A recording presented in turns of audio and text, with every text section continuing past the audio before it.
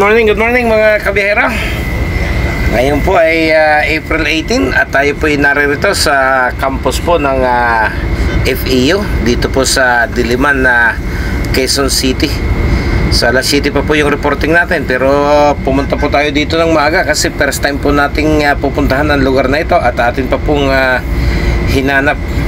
So ito po yung maraming pwedeng daanan, kaso maliliit po yung kalsada, kung kaya tayo po ay gumamit po ng Commonwealth Avenue at tayo po ay kumanan dito po sa patungo ng Don Antonio sa may Holy Spirit sa Quezon City mga kabiyahero. So ito po yung kanilang campus, napakalaki, at ito pong kanilang pathway ay talagang kumpleto sa bubong. Kahit umulan at umaraw ay mayroon po kayong masisilungan kung kayo po magko-commute at mag-aabang lang ng sasakyan doon sa main road mga kabiyahero. Yung pong nasa gawing kaliwa, yan po yung kanilang soccer field. At nakikita po natin na napakarami pong estudyante yung naglalaro mga kabiyahero, nagpa-practice po sila.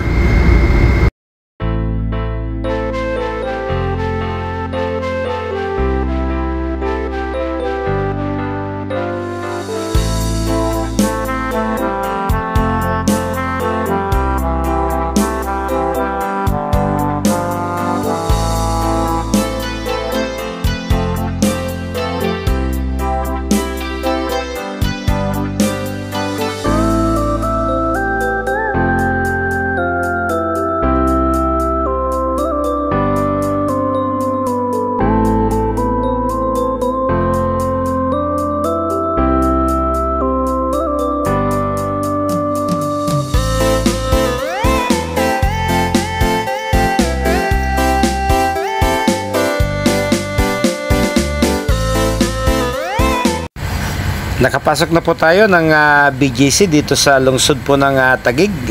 Sa lugar po na ito natin na makikita yung pong unang itinerary, yung pong Mind Museum, isa po sa sikat na pasyalan po ng mga estudyante dito po sa lugar ng BGC mga kabiyahero.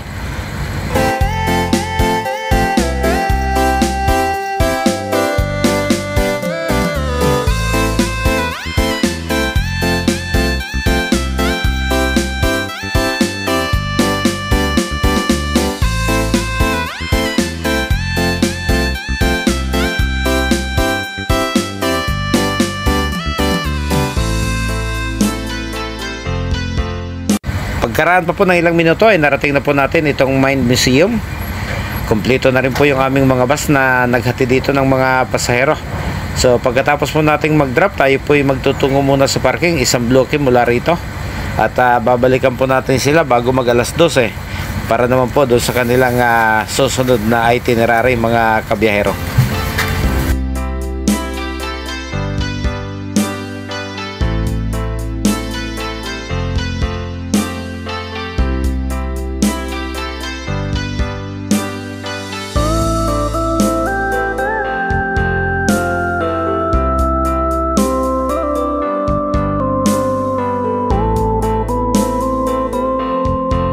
Okay, nandito na po tayo sa BGC bus parking area. Ayan, napakaganda po ng building, para po tayong nasa ibang bansa. At hindi po tayo nag-iisang kumpanya ng bus na naririto. Marami pa rin pong mga estudyanteng kasabay natin na nagtungo rin po dito sa Mind Museum. So kapag nakikita po natin ang lugar na ito, sino bang mag-aakala na naghihirap ang Pilipinas sa gaganda po ng mga building sa lugar na ito mga kabiyahero.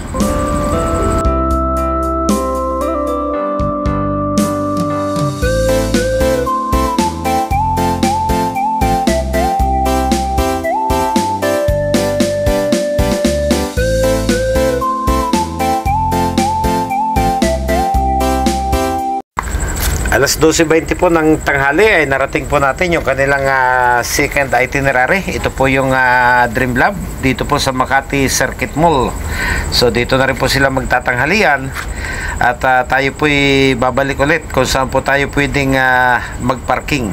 So matatapos po, ang estimate po nila ay mga alas 3 po ng hapon hanggang alas 3:30. Susunduin na po ulit natin sila para naman po magtungo tayo doon sa pangatlong itinerary para sa kanilang educational field trip sa araw na ito, mga kabiyahero.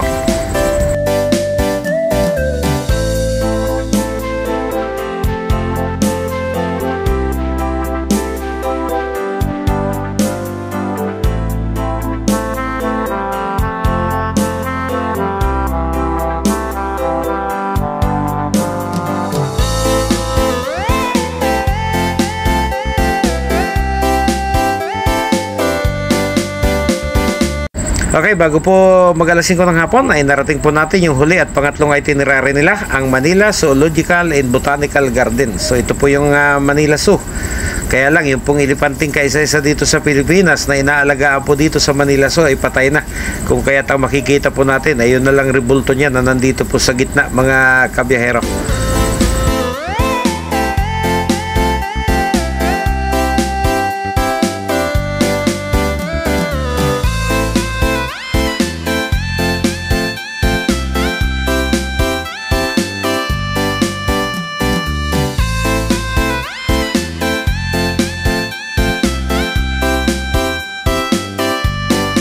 Yamang ito na rin lang po yung huli sa ating itinerary. Magpapaalam na rin po ako sa inyo. Maraming salamat pong muli sa inyong suporta, mga kabiyahero.